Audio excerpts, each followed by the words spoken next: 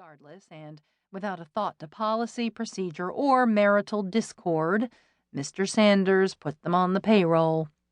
It's his casino. Not like I could kick him under the table. From that moment on, Max DeLuna worked off-site doing who knows what. I'd barely seen him since the Virginian Bass. Jessica, on the other hand, got a big office right down the hall from my husband. She'd done an impressive job, if an impressive job can be measured by how many times she weaseled her way into my husband's office for no good reason.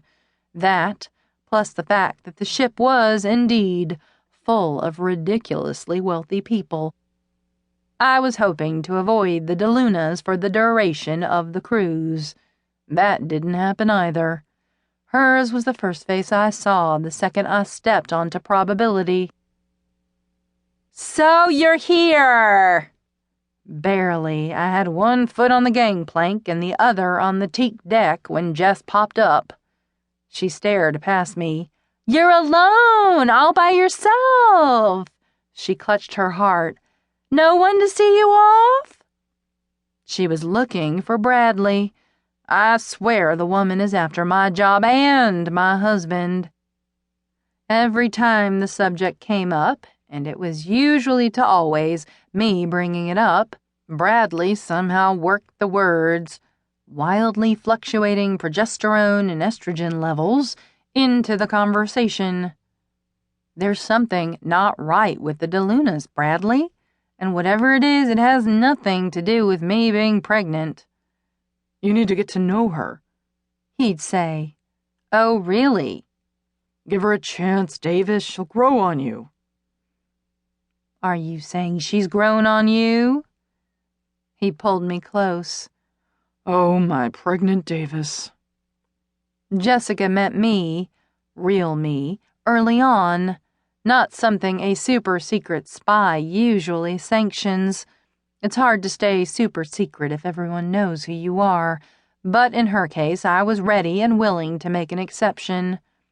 Her job, as it turned out, was to staff and stock the 50 suites to the whims of the 50 guests' every imagined desire, and word had come down from the Bianca Sanders maternity ward that if Jessica sent one more intrusive questionnaire, Bianca would get out of the bed and kill her.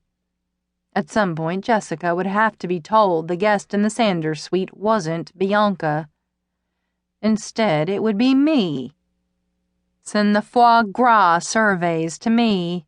I was all for telling her the truth, thinking it would get her out of my husband's office, which is where we were when we swore her to secrecy.